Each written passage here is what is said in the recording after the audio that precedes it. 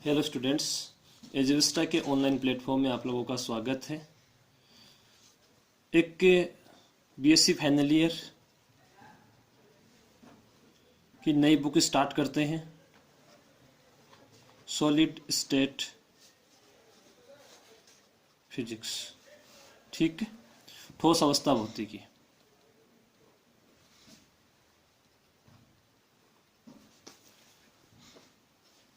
ठोस अवस्था भौतिकी। देखो, नाम से स्पष्ट है ठोस, सॉलिड। तो इस वाली जो भी हम बुक है इसमें किसके बारे में स्टडी करेंगे? ठोस के बारे में स्टडी करेंगे। उनकी जो भी फिजिकल प्रॉपर्टीज होंगी,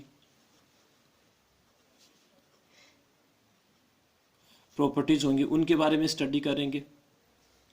जैसे हम लोग किसी ठोस के बारे में स्टडी करेंगे कि वो ठोस किस टाइप का हो सकता है, कि वो क्रिस्टल होगा या अक्रिस्टलीय होगा, एमोर्फस भी बोलते हैं जिसको। उसके बाद में किस तरीके से क्रिस्टल के अंदर हम लोग प्लेन बना सकते हैं, मिलर इंडिसेस के बारे में स्टडी करेंगे। जो भी ठोस है उन ठोसों के अंदर वाइब्रेशंस होते हैं, कंपन होते हैं, उनके बारे में स्टडी करेंगे। ठोसों की स्पेसिफिक हीट या हीट कैपेसिटी के बारे में स्टडी करेंगे। या हम लोग बात करेंगे चालकता। ठीक है, ठोसों की चालकता है वो ताप के साथ किस तरीके से परिवर्तित होती है, या एक विशेष प्रकार के मटेरियल है जिसको हम लोग क्या बोलते हैं, सुपर कंडक्टर, अति चालक, उसके बारे में स्टडी करेंगे। साथ में ही जो कोई सॉलिड है, कोई मटेरियल है, उसकी मैग्नेटिक प्रॉपर्टीज क्या क्या होती है, उन सब का डिस्कशन हम किसके अंदर करेंगे, सॉलिड स्टेट फिजिक्स में करेंगे। ठीक है, बीएससी फाइनल ईयर का एक पेपर है सॉलिड स्टेट फिजिक्स। सबसे पहले इस में हम लोग क्रिस्टल जो भी सॉलिड है उस सॉलिड का बेसिक पार्ट स्टार्ट करते हैं। यूनिट फर्स्ट हम स्टार्ट कर रहे हैं अभी, और उस यूनिट फर्स्ट के अंदर हम स्टार्ट कर रहे हैं क्रिस्टल संरचना।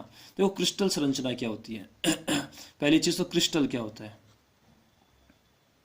सबसे पहले बात करते हैं क्रिस्टल क्या होती है।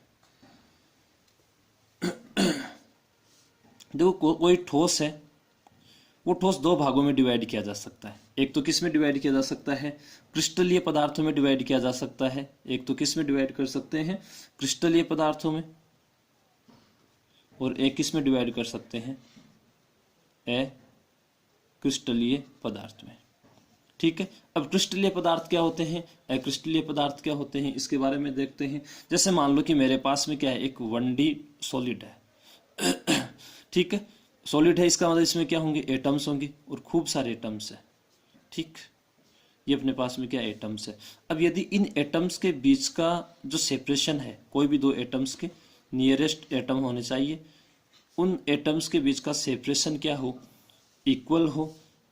ठीक है, तो उस केस में उस क्रिस्टल को हम कौन सा क्रिस्टल बोलेंगे, सॉरी, उस ठोस को कौन सा क्या बोलेंगे, हम क्रिस्टलीय ठोस बोलेंगे। अब यदि हमारे पास में क्या हो, इनके बीच का सेपरेशन जिगजैग हो, यानी कि कोई दो के बीच का डिस्टेंस a हो, किसी के बीच का 2a हो, किसी के बीच में हाफ हो, तो उस केस में हम इसको क्या बोलेंगे, अक्रिस्टलीय ठोस बोलेंगे। ठीक है, तो हमारे पास में क्या होंगे, दो प्रकार के ठोस होंगे, एक क्रिस्टलीय ठोस होगा, एक अक्रिस्टलीय ठोस होगा। नॉर्मली जैसे हम लोग बात करें NaCl की, ठीक है, ठीक है, NaCl की बात करें या CaCl की बात करें, आदि क्या होते हैं, क्रिस्टलीय ठोस होते हैं। जैसे मैं बात करूं प्लास्टिक की, ठीक है, जो प्लास्टिक होता है या रबर होता है, वो रबर या प्लास्टिक किसका काम करता है, अक्रिस्टलीय ठोस होता है। बात क्लियर? अब इसके बाद में देखते हैं आधार बिंदु। कुछ छोटे छोटे पॉइंट हैं अंडरस्टैंडिंग करने वाले। आधार बिंदु, ये आधार बिंदु क्या होता है? जैसे मैं आपको एक, हम क्या करते हैं, ये तो एक 1D में लिखा था हम लोगों ने, मैं एक 2D में बनाता हूँ डायग्राम। ठीक है, ये अपने पास में एटम्स है। ठीक है, इनके बीच का सेपरेशन कितना है, a है। ठीक है, अब मैं क्या करूं, सपोज ये तो x डायरेक्शन अपना, और ये वाला सपोज कौन सा डायरेक्शन अपना, y डायरेक्शन। तो ये तो केवल एक 1 डायमेंशन का हो गया सॉलिड। हम ये कह रहे हैं कि 2 डायमेंशन का अपने पास सॉलिड है, तो उस केस में अपने पास कुछ इस तरीके से भी होगा। ठीक है, इस तरीके से भी एटम्स का डिस्ट्रीब्यूशन होगा। कुछ इस तरीके से बना देता हूं। और ये डिस्टेंस देखो, हो सकता है कि ये AB हो सकता है ये वाला डिस्टेंस क्या हो, B हो, पर ये होना चाहिए कि y डायरेक्शन में भी सभी एटम्स के बीच के डिस्टेंस कैसे होने चाहिए, सेम होनी चाहिए, जिस तरीके से एक्स डायरेक्शन में एटम्स के बीच की डिस्टेंस थी। पर ये कोई जरूरी नहीं है कि एक्स डायरेक्शन में एटम के बीच का सेपरेशन और वाई डायरेक्शन में एटम के बीच का सेपरेशन इक्वल हो। मैं सपोज कर लेता हूँ इसको बी मान लो, जनरल फॉर्म लिखूँ तो ये क्या हो जाएगी, सारी की सारी बी हो जाएगी। ठीक है, ये वाले बी लिख सकते हैं और ये जो सेपरेशन है वो क्या रहेगा, ए के इक्वल रहेगा। बात समझ में आ रही है? इतना बोला जा सकता है। ये हम किसके बारे में स्टडी कर रहे हैं क्रिस्टल के बारे में। ठीक, अब हम लोग क्या कह रहे हैं, आधार बिंदु। ये हम लोगों ने क्या बना लिया, एक क्रिस्टल स्ट्रक्चर बना लिया, किस डायमेंशन में, 2 डायमेंशन में। अब ये देखो जो पॉइंट है, ये वाले पॉइंट, इन पॉइंट को मैं, इन पॉइंट के ऊपर क्या रखूंगा, एटम्स को रखूंगा। ठीक है, किसको रखूंगा, एटम्स को रखूंगा या आयंस को रखूंगा। ठीक है, तो उस केस में ये जो एटम्स आयंस है वो उस क्रिस्टल के क्या कहलाएंगे, आधार बिंदु कहलाएंगे।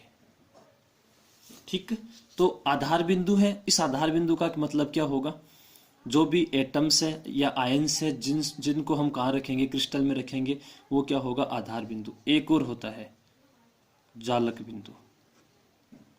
जालक बिंदु का मतलब, हम लोगों ने ये सपोज एक कोई जाल बना रखा है। ठीक है, आप एक बार अज्यूम कीजिए कोई एक जाल है, जैसे हम वॉलीबॉल वगैरह खेलते हैं तो उसमें जाल होता है, उस तरीके से जाल है। तो ये हम लोगों ने कुछ खाने बना रखे, इसमें बॉक्स बना रखे। ठीक है, अब इन बॉक्स के अंदर हम किसको रखेंगे, एटम्स को या आयंस को रखेंगे, और उसके आधार पे हमारे पास में क्या बनेगा, एक क्रिस्टल बनेगा। बात समझ में आ रही है? तो उस केस में ये जो खाने हैं जहां पर किसको रखा जाएगा, एटम्स को रखा जाएगा। इन पॉइंट्स को हम कौन से पॉइंट या इन बिंदुओं कौन से बिंदु बोलेंगे, जालक बिंदु या लेटिस पॉइंट बोलेंगे। और आधार क्या होते हैं, आधार का मतलब यहाँ पे हमारे पास में जो एटम्स है या आयंस है जिनको हम किसके ऊपर रखेंगे, जालक बिंदु के ऊपर रखेंगे, उसको हम क्या बोलेंगे, आधार। तो इसका मतलब ये कहा जा सकता है क्या, ये आधार प्लस जालक बिंदु मिलकर किसकी संरचना तैयार करते हैं, किसी क्रिस्टल की संरचना तैयार करते हैं। ठीक है, तो ये आधार और जालक बिंदु है, ये मिलके किसको बनाएंगे, क्रिस्टल को। ठीक है, तो लेटिस प्लस बेसिस मिलके क्या बनाएंगे, एक क्रिस्टल का डिजाइन तैयार करेंगे। बात समझ में आ रही है? इसके बाद में एक और पॉइंट आता है कि क्रिस्टल की बाइंडिंग एनर्जी। कौन सी एनर्जी की बात कर रहा हूं, क्रिस्टल की बाइंडिंग एनर्जी, बंधन ऊर्जा। ठीक है, बंधन ऊर्जा का मतलब क्या है, बंधन ऊर्जा का नाम ऐसे स्पष्ट हो रहा है नाम से कि जो बंधन की ऊर्जा है, बांधे रखने वाली ऊर्जा है, उसको हम कौन सी ऊर्जा बोल सकते हैं, बंधन ऊर्जा बोल सकते हैं। या इसके विपरीत ये बोल सकते हैं, जैसे देखो मान लो कि मेरे पास ये कोई 2 पार्टिकल्स है। ठीक है, ये पार्टिकल्स दोनों एक दूसरे से बंधे हुए हैं, किसी बॉन्ड के द्वारा बंधे रहेंगे। अब मुझे क्या करना है, इन दोनों पार्टिकल्स की ये बाइंडिंग है, इसको ब्रेक करना है। तो मुझे क्या करना होगा, इसको कुछ एनर्जी देनी होगी। तो उस एनर्जी, सपोज मैंने एनर्जी कितने दी, ई दी, इस एनर्जी ई के देने से इन दोनों एटम्स के बीच का ये जो बॉन्ड है वो ब्रेक हो जाएगा और दोनों पार्टिकल क्या हो जाएंगे, सेपरेट हो जाएंगे, कुछ इस तरीके से। ठीक है, तो मैं ये कह सकता हूं कि किसी क्रिस्टल में परमाणुओं को पृथक पृथक करने के लिए जो एनर्जी दी जाती है उसे हम कौन सी एनर्जी बोलेंगे, बाइंडिंग एनर्जी बोलेंगे। ठीक है, बात समझ में आ रही है? बाहर से मैं कितनी एनर्जी दूं, इतनी एनर्जी दे दूं, किसके इक्वल, ई एनर्जी इक्वल, सपोज ई किसके इक्वल है, बाइंडिंग एनर्जी। तो उस केस में ये एटम्स एक दूसरे से सेपरेट हो जाएंगे।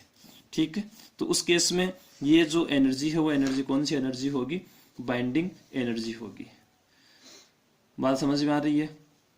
अब ये बाइंडिंग एनर्जी है किसके ऊपर डिपेंड करेगी, ये बाइंडिंग के ऊपर डिपेंड करेगी, ये जो भी एटम्स है उनके बीच के डिस्टेंस है उसके ऊपर डिपेंड करेगी, किस तरीके से डिस्ट्रीब्यूशन है उसके ऊपर डिपेंड करेगी। सिंपल सी बात है, यहाँ मान लो कि इन न्यूक्लियस से, यहाँ जो भी एटम है उन एटम्स के न्यूक्लियस उनका चार्ज अलग है, तो उस केस में क्या होगा, यहाँ पे बाइंडिंग भी अलग होगी। तो उस केस में यहाँ पर जो बॉन्ड बना वो अलग होगा, उस केस में यहाँ की बाइंडिंग एनर्जी भी क्या हो जाएगी, अलग हो जाएगी। मान लो एटम्स के बीच का सेपरेशन कम है या एटम्स के बीच का सेपरेशन ज़्यादा है, तो उस केस में भी उन एटम्स को सेपरेट करने के लिए जो एनर्जी दी जाएगी वो एनर्जी क्या होगी, अलग अलग होगी। बात समझ में आ रही है? तो किसी दूसरी चीज़ हम लोग क्या कह सकते हैं, कि यहाँ पर ये एटम्स है, ये एटम्स अलग अलग बॉन्डिंग के द्वारा बंधे रहते हैं। आप लोगों ने केमिस्ट्री में पढ़ा होगा, आयनिक बंध होते हैं, सहसंयोजक बंध होते हैं, धात्विक बंध होते हैं, वांडर वाल बंध होते हैं और हाइड्रोजन बंध होते हैं। उनके बारे में हमें कोई यहाँ डिस्कस नहीं करना, वो सब केमिस्ट्री में हम लोग डिस्कस करते हैं। अभी हम लोग केवल यहाँ पे फिजिक्स के बारे में डिस्कस करना चाह रहे हैं। ठीक, अब हम एक टर्म पढ़ते हैं मेडुलंग नियतांक या मोडुलंग नियतांक। एग्जाम के हिसाब से इंपॉर्टेंट है मोडुलंग नियतांक। क्लियर बात? एक न्यूमेरिकल के बेसिस पे समझते हैं इस चीज को। हमारे पास में सपोज एक क्रिस्टल है, ठीक है। क्रिस्टल कैसा है? आयनिक है, यानी उसमें एक तो क्या होगा प्लस, एक क्या होगा माइनस होगा। और साथ में जो क्रिस्टल है वो कैसा है? वन डायमेंशन का है। अब देखो क्रिस्टल का मतलब हमें अभी समझ में आ गया कि एटम्स के बीच का सेपरेशन क्या होना चाहिए? सेम होना चाहिए। चलो तो स्टार्ट करते हैं। ये मेरे पास में एक प्लस, क्योंकि आयनिक है ना, फिर वापस से क्या आना चाहिए? माइनस। एटम्स के बीच का सेपरेशन कितने का? सपोज कर लेता हूं मैं आर का। फिर वापस से कितना? प्लस, फिर वापस से कितना? माइनस, फिर प्लस, फिर वापस माइनस। ऐसे ऐसे चलता जाएगा। ये डिस्टेंस कितनी? आर। ये डिस्टेंस कितनी? आर। ये डिस्टेंस कितनी? आर। ये डिस्टेंस कितनी? आर। ठीक है। और एक और ले लेता हूँ, ये प्लस, ये डिस्टेंस कितनी? आर। मैं किसी एक आयन को टारगेट करके चलता हूँ, इस वाले आयन को टारगेट करके चलता हूँ मैं। अब मुझे क्या करना है? इस आयन की जो भी पोटेंशियल एनर्जी है, जो भी स्थितिज ऊर्जा है, उसकी वैल्यू कैलकुलेट करनी है। वो वैल्यू किसके बेसिस पे आएगी? ये जो पास में प्लस माइनस, इस आयन माइनस के, इसको ए नाम दे देता हूँ, इस ए के आसपास में जो भी आयन्स है उनकी वजह से आएगी। और हम लोग जानते हैं पोटेंशियल एनर्जी का फॉर्मूला कितना होता है? K Q1 Q2 upon R square.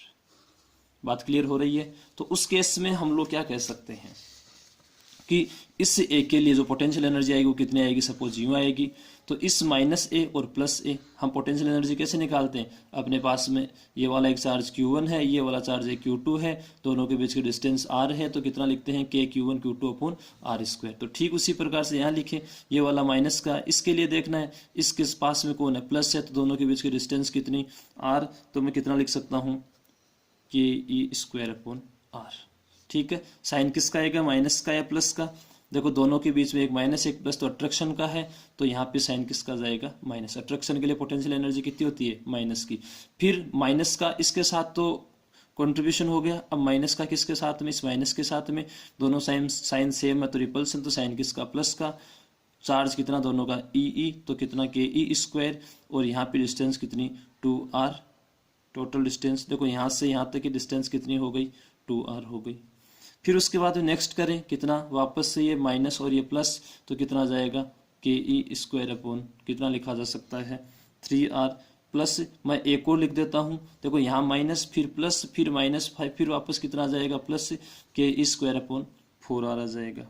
बात क्लियर हो रही है? अब इधर चल लेते हैं, ये माइनस ये प्लस। अब देखो पोटेंशियल एनर्जी है, सदिश राशि नहीं है, अदिश राशि है, इसलिए चाहे आप इधर जाओ चाहे आप इधर जाओ, दिशा का तो कोई फर्क पड़ेगा नहीं, वही प्लस माइनस का फर्क पड़ेगा। तो यहाँ पर एक वापस से माइनस और प्लस की वजह से एनर्जी कितनी आ जाएगी? अट्रैक्शन का फोर्स है तो साइन माइनस का, और कितने आएगी पोटेंशियल एनर्जी? के ई स्क्वायर अपॉन आर। तो ये कितना हो गया? 2 हो गया। इधर भी ये कितना हो गया? 2 हो गया। ये भी 2 हो गया। ये भी कितना हो गया? 2 हो गया। मैं क्या कर सकता हूँ? ओवरऑल इक्वेशन में किसकी वैल्यू निकाल सकता हूं बाहर? -2 K E square upon capital R की वैल्यू बाहर निकाल सकता हूं। तो अंदर कितना बचा? 1 minus 1/2 plus 1/3 minus 1/4 plus test. ये बचा। देखो हम लोग एक फॉर्मूला जानते हैं ln 1 प्लस अक्स का। ln 1 प्लस अक्स किसके इक्वल होता है? अक्स माइनस अक्स स्क्वायर अपॉन 2। ठीक है। प्लस अक्स की पावर 3/3 माइनस अक्स की पावर 4/4। ठीक। अब मैं इसमें सपोज अक्स की जगह क्या रिप्लेस करूं? 1 रिप्लेस करूं, तो ln 1 प्लस 1 तो ln 2 आ जाएगा। यहाँ से 1 माइनस 1/2 प्लस 1/3 माइनस 1/4 डैश। इस वाले इक्वेशन को देखो और इसको देखो, दोनों एक ही है। तो मैं ये लिख सकता हूँ क्या? u इक्वस टू किसके इक्वल आ गया? u इक्वस टू अपने पास आ जाएगा माइनस का 2, कितना लिख सकता हूं इसको? ln 2 K E square upon are. बात समझ में आ रही है? ये अपने पास पोटेंशियल एनर्जी आ गई। और नॉर्मली हम लोग पोटेंशियल एनर्जी की बात करते हैं तो यू किसके इक्वल आता है अपने पास में, के ई स्क्वायर अपॉन आर आता है। नॉर्मली हम लोग पोटेंशियल एनर्जी की बात करें तो किन्हीं दो एटम्स के, दो आयंस के बीच की पोटेंशियल एनर्जी निकालें तो कितना आएगा, यू कितना, प्लस का या माइनस का जो भी है, के ई स्क्वायर अपॉन आर आता है। ठीक है, पर यहाँ पर अपने पास वैल्यू किसके इक्वल आ रही है, u इक्वल्स टू -2ln2 के ई स्क्वायर अपॉन आर। तो इस केस में मैं इसको ये लिख दूँ, ठीक है, कितना लिख दूँ, माइनस एल्फा के ई स्क्वायर अपॉन आर, क्योंकि ये जो एक्स्ट्रा टर्म आ रही है ना, इस वजह से मैंने क्या लिख दिया, इस एक्स्ट्रा टर्म को एल्फा लिख दिया। तो ये जो एल्फा होगा अपने पास में, ये एल्फा किसके इक्वल आ जाएगा, 2ln2। और इस एल्फा को ही हम लोग कौन सा नियतांक बोलते हैं, मेडुलन नियतांक बोलते हैं। देखो नॉर्मली हम लोग दो एटम्स की बात करते हैं, उस केस में पोटेंशियल एनर्जी अपने पास कितनी आती, प्लस या माइनस में के ई स्क्वायर अपॉन आर आती। परंतु हम लोगों ने किसी क्रिस्टल की बात की तो उस केस में potential energy, one dimension crystal की बात की तो उस केस में पोटेंशियल एनर्जी अपने पास कितनी आई, के ई स्क्वायर अपॉन आर नहीं आई, साथ में उसके एक फैक्टर और लगा के आया -2ln2। ठीक है, तो उस केस में हम क्या कह सकते हैं, जो फैक्टर ये साथ में आ रहा है, ये फैक्टर है, इस फैक्टर को क्या बोलेंगे हम, मेडुलन कांस्टेंट बोलेंगे। और मेडुलन कांस्टेंट को अल्फा से रिप्रेजेंट करते हैं और ये वाली वैल्यू किसके इक्वल हो गई, 2ln2 के इक्वल। ठीक है, तो मेडुलन कांस्टेंट के बारे में या मॉडुलन कांस्टेंट के बारे में आप लोगों के क्लियर हो गया होगा। ठीक है, अब थोड़ा सा और पोटेंशियल एनर्जी के बारे में ही डिस्कस करते हैं, न्यूमेरिकल के बेसिस पे करते हैं, आया हुआ एग्जाम में है न्यूमेरिकल, सोचिए समझिए थोड़ा सा इसके बारे में। हम लोग बात करें, हमारे पास में क्या है, एक पोटेंशियल एनर्जी है, क्वेश्चन में दी हुई है पोटेंशियल एनर्जी। प्रोसीजर है एक, a अपॉन x की पावर 12 है माइनस b अपॉन x की पावर 6। ठीक है, ये अपने को पोटेंशियल एनर्जी गिवन है। हम क्या करना चाह रहे हैं, हम वो वैल्यू या वो बिंदु निकालना चाह रहे हैं या साम्य अवस्था का बिंदु निकालना चाह रहे हैं। और यहाँ पर हमें ये गिवन है कि a और b क्या है, कांस्टेंट। ठीक है, हम क्वेश्चन में क्या करना चाह रहे हैं, साम्यावस्था की स्थिति निकालना चाह रहे हैं और साम्यावस्था की वो स्थिति निकालना चाह रहे हैं जिसके लिए स्थितिज ऊर्जा का मान कैसा हो, न्यूनतम हो। ठीक है, देखो साम्यावस्था का मतलब फोर्स का मान कितना होना चाहिए, 0 होना चाहिए। सिंपल सी बात करें तो साम्यावस्था का मतलब जो लगने वाला फोर्स है वो किसके इक्वल हो, 0 के इक्वल। आप लोग एक इक्वेशन जानते हो, F इक्वल्स टू कितना होता है, माइनस का du और dx, या आप लोगों ने पढ़ा होगा F इक्वल्स टू माइनस का del u। ठीक है, ये वेक्टर है यहाँ पे, ये आप लोगों ने पढ़ा होगा। अब मैं ये कहूँ कि यदि साम्यावस्था है, इसका मतलब फोर्स की वैल्यू किसके इक्वल होनी चाहिए, 0 के इक्वल होनी चाहिए। तो उस केस में हमारे पास में F इक्वल्स टू 0 आएगा, तो du ओवर dx की वैल्यू किसके इक्वल आएगी, 0 के इक्वल आएगी। बात समझ में आ रही है। तो यदि मैं साम्यावस्था की स्थिति देखूं तो मुझे क्या करना होगा, फोर्स की वैल्यू को 0 करना होगा, यानी जो भी अपने पास में पोटेंशियल एनर्जी है उसका स्थिति के सापेक्ष जो अवकलन है वो 0 के इक्वल करना पड़ेगा। तो उस केस में हमें क्या प्राप्त होगी, अक्स की वैल्यू प्राप्त होगी, पोजीशन की वैल्यू प्राप्त होगी।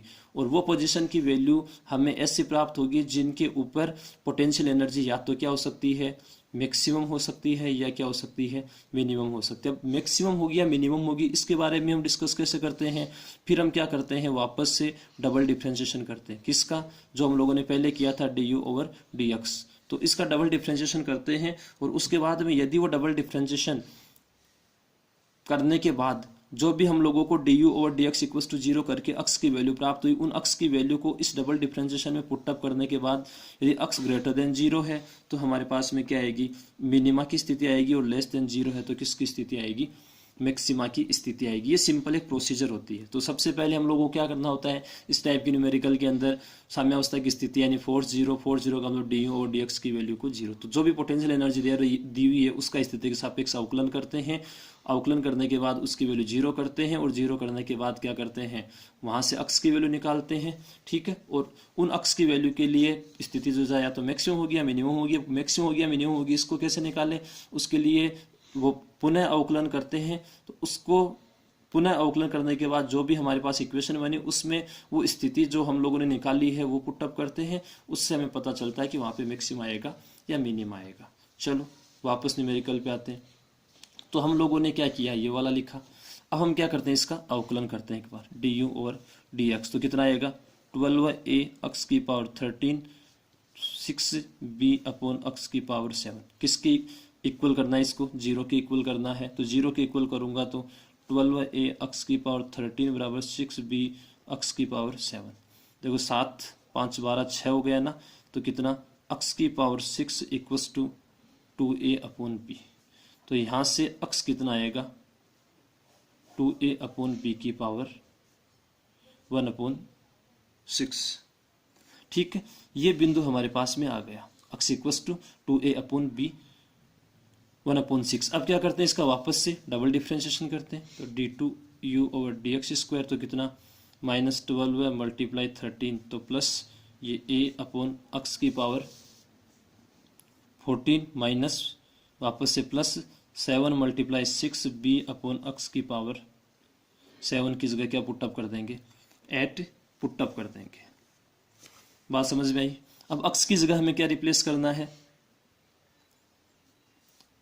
2a upon b।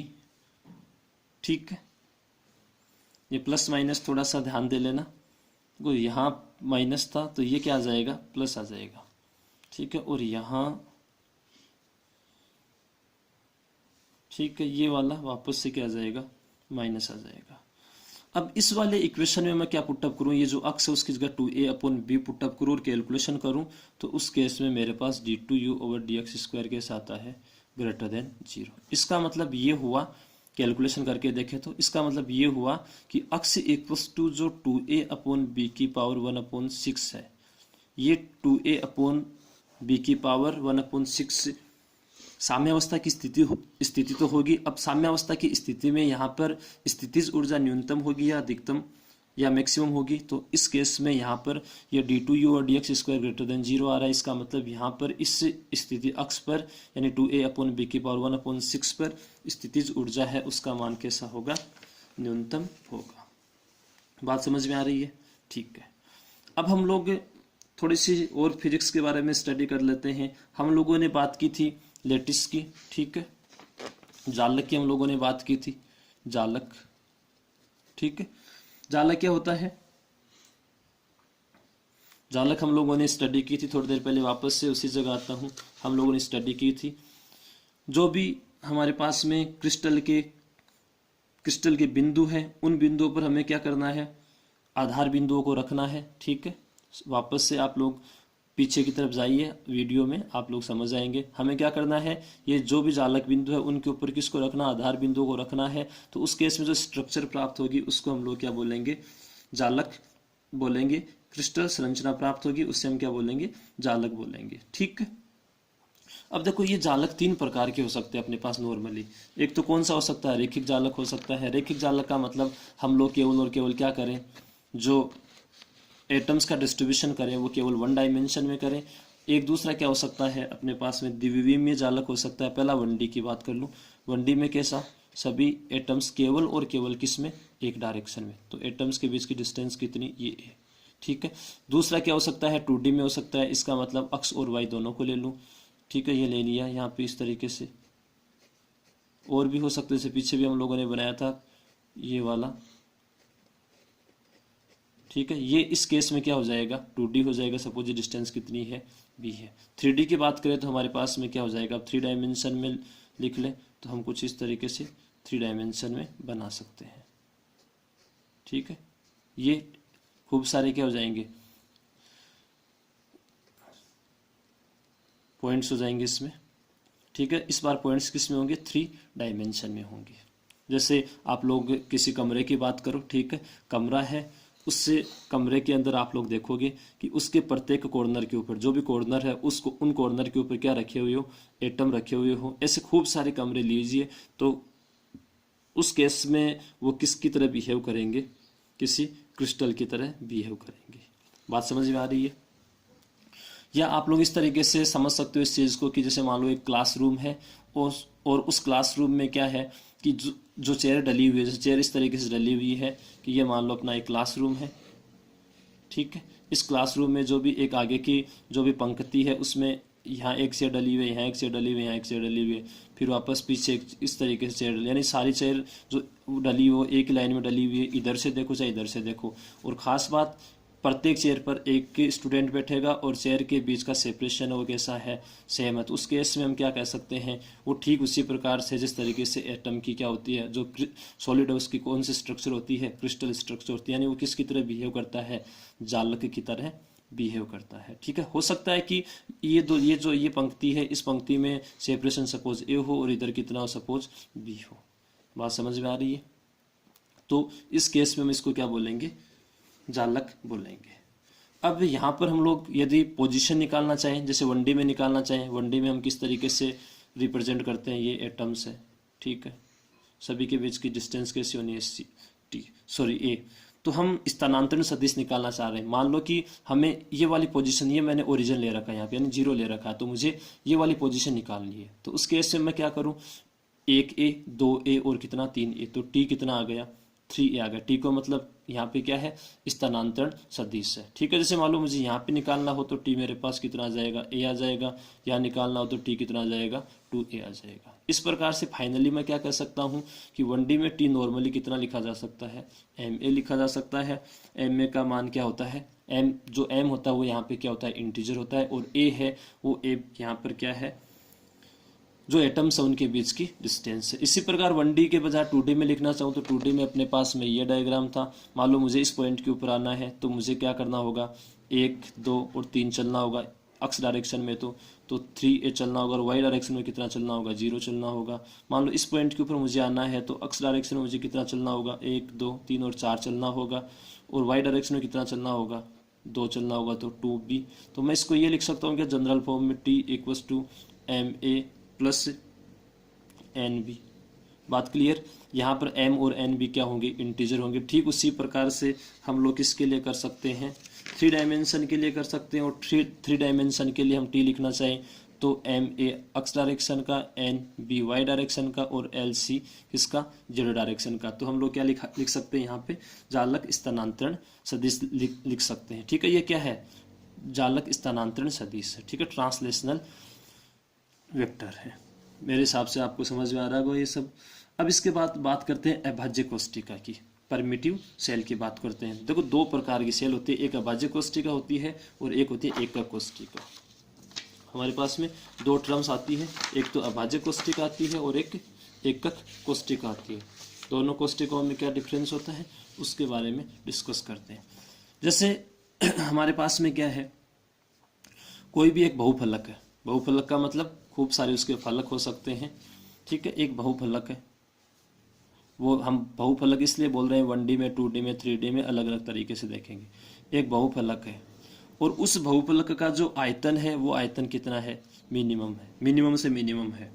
ठीक है, और इस बहुफलक की, कौन से बहुफलक की, ऐसा बहुफलक जिसका वॉल्यूम मिनिमम हो, उसकी बार बार रिपीटेशन से हमारे पास में क्या प्राप्त होता हो, एक क्रिस्टल प्राप्त होता हो, तो उस केस में उस बहुफलक को हम क्या बोलेंगे, एकक कोष्ठिका यानी यूनिट सेल बोलेंगे। क्या होगी वो, यूनिट सेल होगी। जैसे हम लोग सीधी भाषा में समझें तो हम लोग जो भी बिल्डिंग का कंस्ट्रक्शन करते हैं तो उस बिल्डिंग के कंस्ट्रक्शन करने में हम लोगों को किसकी रिक्वायरमेंट होती है, ईंट की रिक्वायरमेंट होती है। ठीक है, और आप लोग देखोगे कि जो ईंट है वो सारी की सारी ईंट कैसी है, सेम साइज की है। ठीक है, उनकी लेंथ हाइट विड्थ सब क्या है, सेम साइज की है। ठीक है, आप एक बार ऐसा अज्यूम करो कि जो हम बना रहे हैं बिल्डिंग, उस बिल्डिंग में केवल और केवल क्या काम में ली गई है, ईंट काम में ली गई है, और ईंट से छोटा कोई भी आप लोगों ने पार्टिकल काम में वहां पे नहीं लिया। ठीक है, कोई पत्थर वत्थर का आप काम में लेते हो तो वो ईंट से कोई छोटा आपने काम में नहीं लिया। जो ईंट है इस टाइप की होती है, वो ईंट आप लोगों ने काम में ली है। अब ये खूब सारी ईंट मिलके क्या बनाएंगी, एक बिल्डिंग को बना देंगी। तो यहाँ पर यदि हम क्रिस्टल स्ट्रक्चर के हिसाब से सोचें तो ये ईंट क्या है, न्यूनतम आयतन वाली है, और न्यूनतम आयतन की होने की वजह से, और खास बात इस ईंट का ही क्या हो रहा है, रिपीटेशन हो रहा है। खूब सारी ईंट एक के ऊपर रखी जाके हम किसको तैयार कर रहे हैं, बिल्डिंग को तैयार कर रहे हैं। तो उस केस में ये ईंट किसका काम करेगी, एकक कोष्ठिका का काम करेगी। वापस से समझाऊं आप लोगों को कि कोई भी एक हमारे पास में बहुफलक है, उस बहुफलक का बार बार मैं रिपीटेशन करूं तो उस केस में वो एकक कोष्ठिका कहलाएगा। परंतु ये शर्त है उस चीज में कि उसका आयतन उस क्रिस्टल की संरचना को तैयार करते समय पर जितने और बहुफलक बन रहे थे उन सब में इससे क्या होना चाहिए, उसका आयतन मिनिमम होना चाहिए। ठीक है, जैसे मान लो कि मैं एक डायग्राम बनाऊं, ये मेरे पास में क्या एक बहुफलक है। ठीक है, बहुफलक तो ये भी तो है। अब मैंने इसको क्या किया, आधा कर दिया, तो ये वाला पार्ट भी क्या है बहुफलक, ये वाला पार्ट भी क्या है बहुफलक।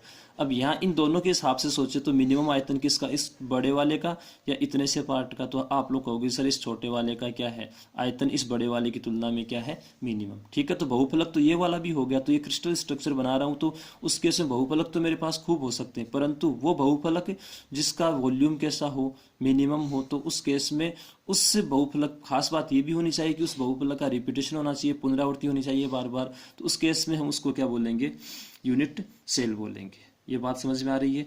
खास बात, किसी यूनिट सेल में एक एटम भी हो सकता है, किसी यूनिट सेल में एक से ज्यादा एटम भी हो सकते हैं। अब आप कहोगे सर ऐसा कैसे, हम थोड़ा सा इस चीज को समझते हैं। जैसे मैं 2D में लूँ, पहले 2D में मान लो मेरे पास में ये यूनिट सेल है, 3D में लूंगा तो इसको 3 डायमेंशन में बना दूंगा और चारों कॉर्नर के ऊपर क्या पड़े हैं, एटम पड़े हैं। ठीक है, आप इन एटम्स को ध्यान से देखोगे तो प्रत्येक एटम का कंट्रीब्यूशन इसके अंदर कितना है, 1/4 है। और टोटल कितने कॉर्नर पे पड़े हैं, 4 कॉर्नर पे। तो टोटल कंट्रीब्यूशन कितना हो गया, 1 का। इसका मतलब ये एटम तो दिखने को तो 4 है, परंतु इस इतने से पार्ट में, इस इतने से स्क्वायर में कंट्रीब्यूशन कितने एटम का है, 1 एटम का। ये बाकी तो जो भाग है वो भाग कितना, जैसे ये वाला भाग है, ये वाला भाग के कहाँ पे है, इस स्क्वायर के बाहर है। तो यहाँ पे इसका मतलब क्या हुआ, कंट्रीब्यूशन कितने का हुआ, 1 एटम का हुआ। आपको बात समझ में आ रही होगी ये वाली, कि इस केस में क्या है, एक एटम का कंट्रीब्यूशन। अब मान लो मेरे पास एक बीच में और एटम पड़ा हो इसके, तो उस केस में 1 एटम बीच का और ये 4 एटम की वजह से 1 एटम का और कंट्रीब्यूशन, टोटल 1 + 1 मिलके कितने एटम का कंट्रीब्यूशन हो गया, 2 एटम का कंट्रीब्यूशन हो गया। मैं इसी को मैं किस में ले लूँ, 3D में ले लूँ। तो मैं एक डायग्राम बनाऊँ ये वाला, जैसे आप लोग जिस भी कमरे में स्टडी कर रहे हो उस कमरे की बात करो, उस कमरे के अंदर आप देखो कॉर्नर कितने हैं, 8 कॉर्नर है। ऐसा कोई कमरा है, 1 एटम मैंने यहाँ रख दिया, 1 एटम मैंने यहाँ रख दिया, 1 एटम यहाँ, 1 एटम यहाँ, 1 एटम यहाँ, 1 यहाँ, 1 यहाँ, 1 यहाँ। ठीक है, अब आप ये चीज सोचिए कि ये 1 एटम है, ये इस सपोज ये क्यूब है, इस क्यूब के साथ में कितना कंट्रीब्यूट कर रहा है। अब आप इसको ना समझ पाओ तो आप सोचिए, इस तरीके से आप कल्पना कीजिए कि ये मेरे पास में एक स्क्वायर था, इसको समझ लेता हूँ पहले, और यहाँ ये एटम पड़ा है। ये एटम कितने और स्क्वायर आसपास में लगाने से पूरा ढक जाएगा, इसी टाइप के होने चाहिए, सेम आइडेंटिकल होने चाहिए। तो मैंने एक ये लगाया, एक ये लगाया और एक ये लगाया। अब ये क्या हो गया, इस पूरे के अंदर आ गया। इसका मतलब ये एटम जो यहाँ पे पड़ा था किसी स्क्वायर में, मैं ये 2D की बात कर रहा हूँ, तो एटम भी किस में है, 2D में, यानी डिस्क की तरह एटम भी, एक सिक्का होता है ना उसकी तरह एटम भी। तो उस केस में हम क्या कहेंगे कि ये एक एटम है, वो एक एटम 4 के साथ कंट्रीब्यूट करता है। तो 1 के साथ कितना करेगा, 1/4 करेगा। अब ऊपर लिखा ना मैंने 1/4, इस वजह से लिखा है। अब हम बात करते हैं इस वाले की 3D की। अब 3D में मैं किसी एक को भी टारगेट करूँ, जैसे मान लो मैंने इसको टारगेट किया, अब ये एटम कितने के साथ कंट्रीब्यूट करेगा। तो देखो, एक तो इसके इधर वाला आएगा क्यूब, इसके साथ में इसका कंट्रीब्यूशन होगा, एक तो ये वाला हो गया। अब देखो, इसके बाद में जस्ट 2 इसके सामने वाले के साथ कंट्रीब्यूशन होगा। इसके बाद में क्या होगा, जस्ट ये दोनों है इनके नीचे कंट्रीब्यूशन होगा, और जस्ट ये तो सामने है उनके भी कोई नीचे होगा।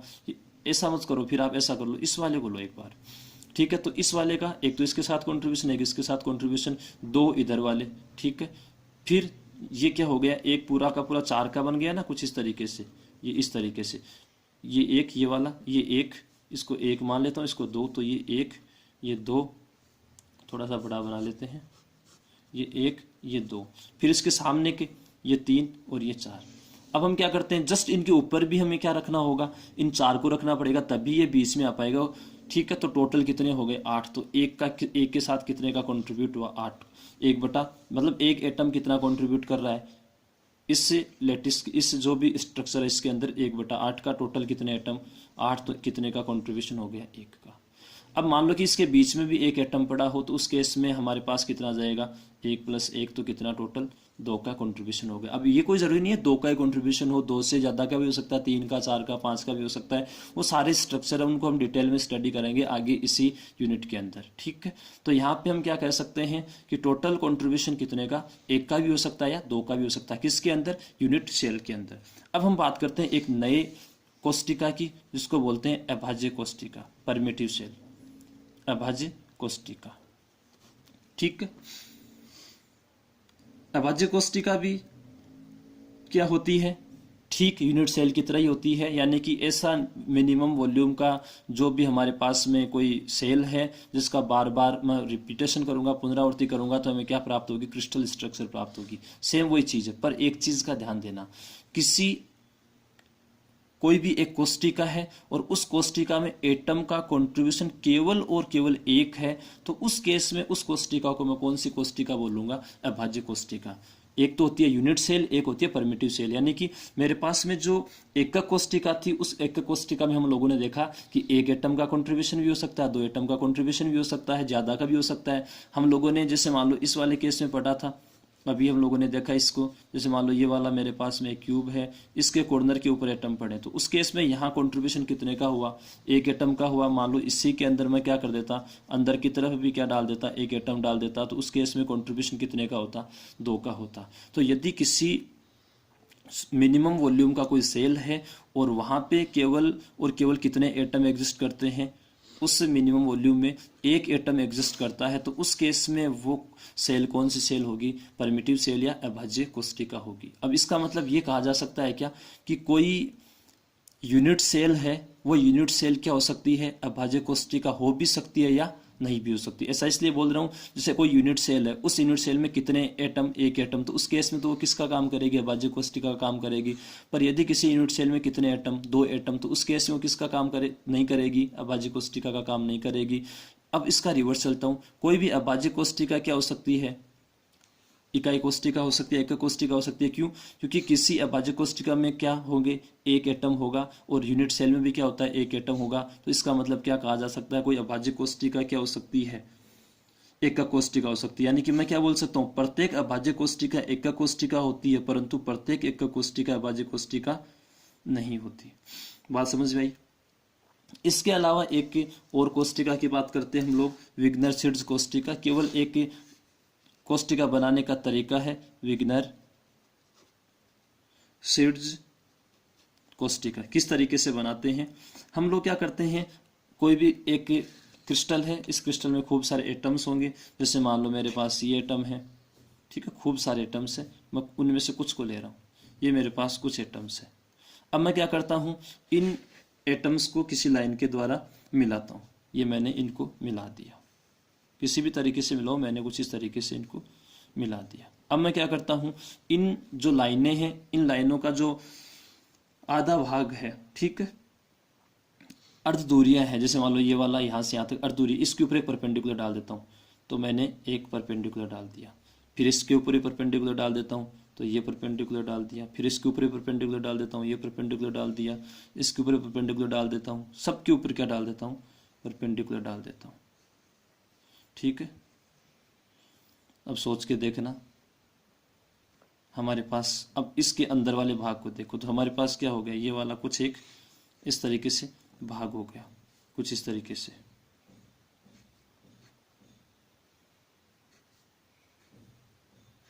ये वाला भाग हो गया अपने पास, ठीक है।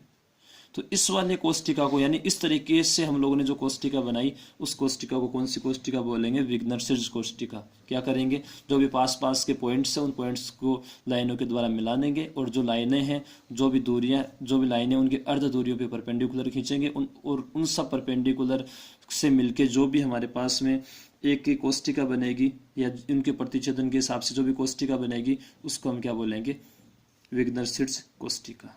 बात समझ में आ रही है।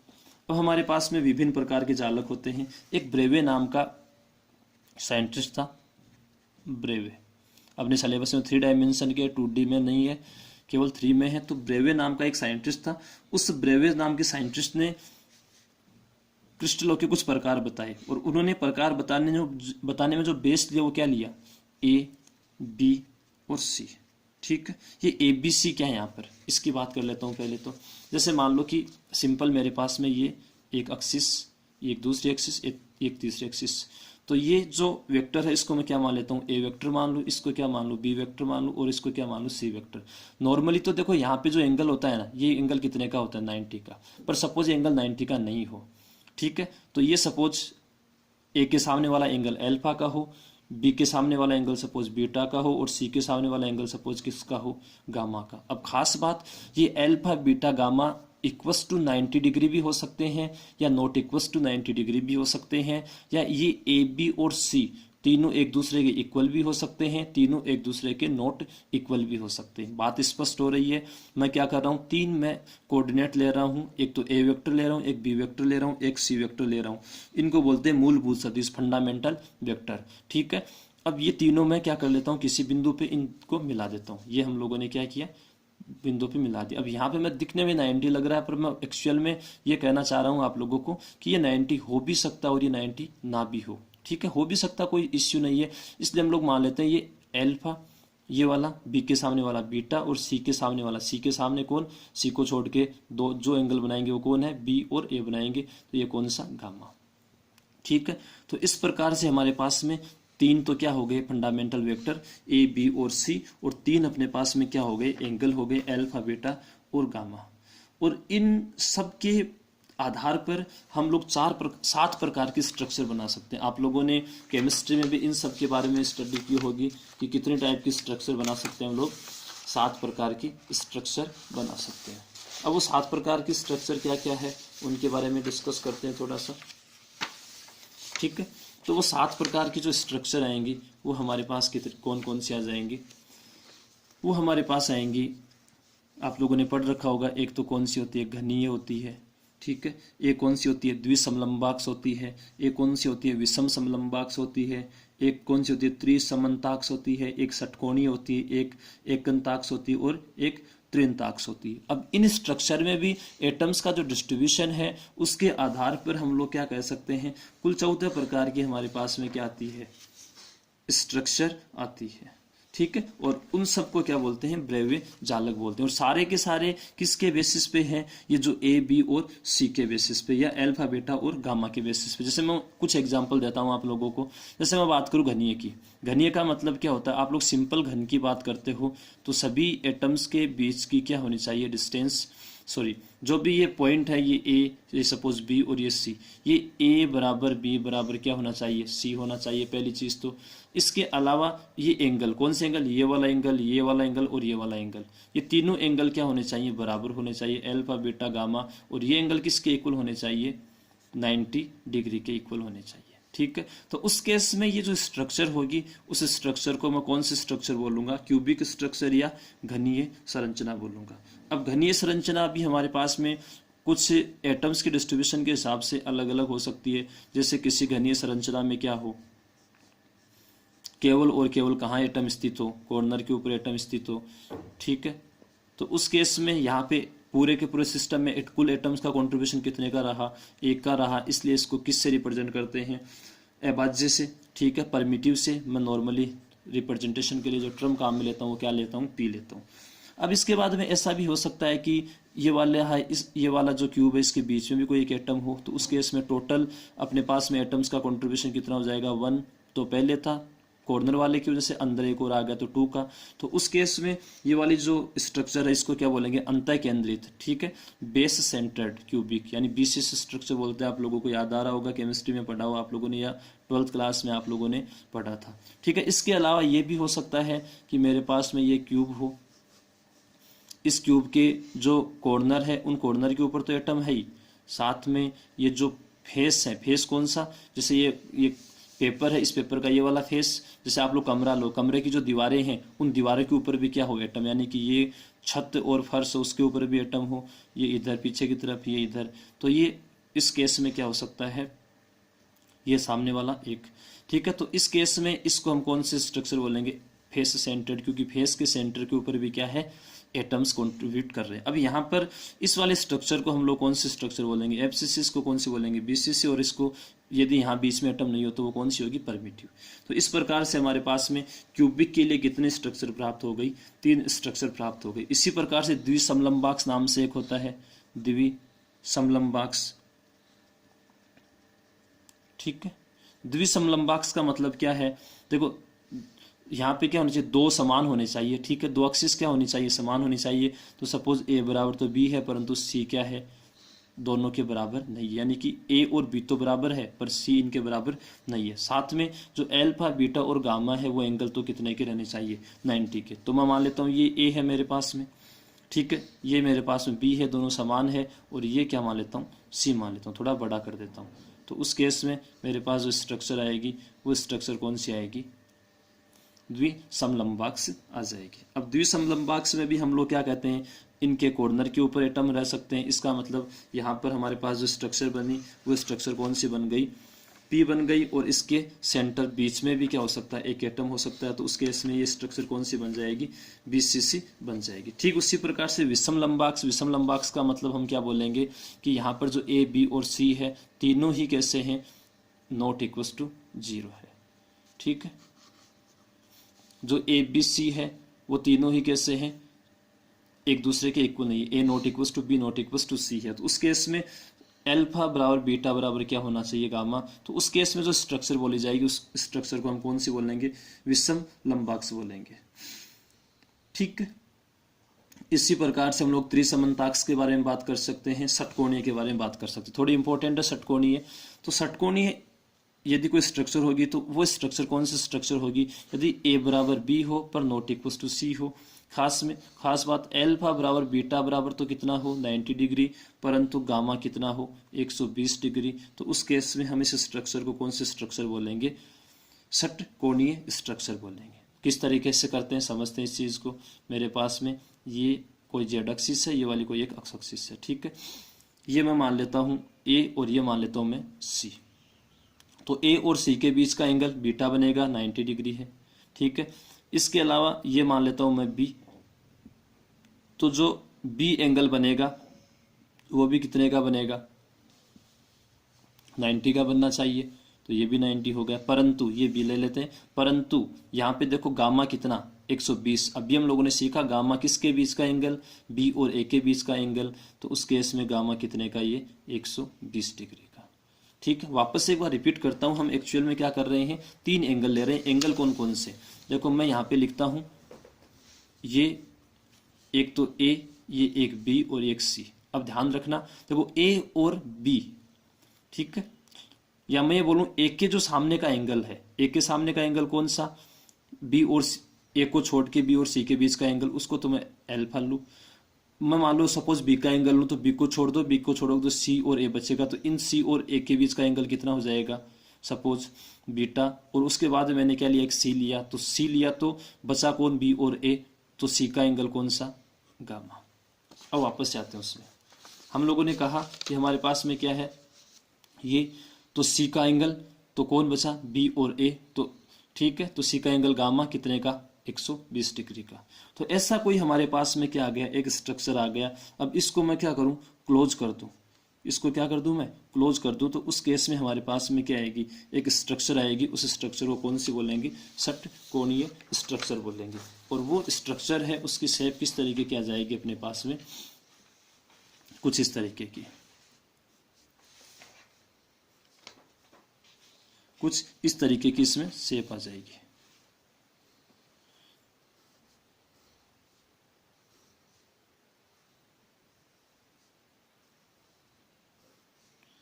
कुछ इस तरीके की शेप आ जाएगी।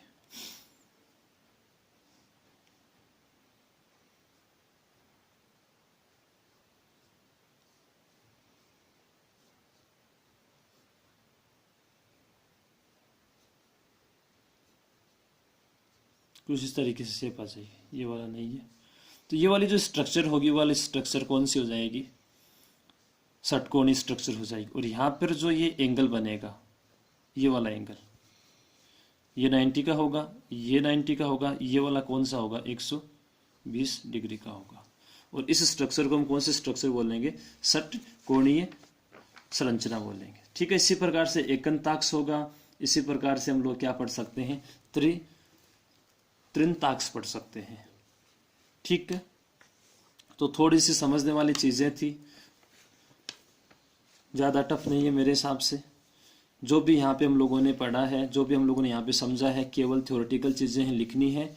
इनका मैं आप लोगों को PDF प्रोवाइड करवा दूंगा, उससे आप लोग कॉपी पेस्ट कर सकते हो। बाकी समझने में आप लोगों के जहाँ कहीं भी दिक्कत आती है आप मुझे कमेंट में बताइए, जो भी आपके डाउट्स आएंगे उनको क्लियर कर दिया जाएगा। ठीक है।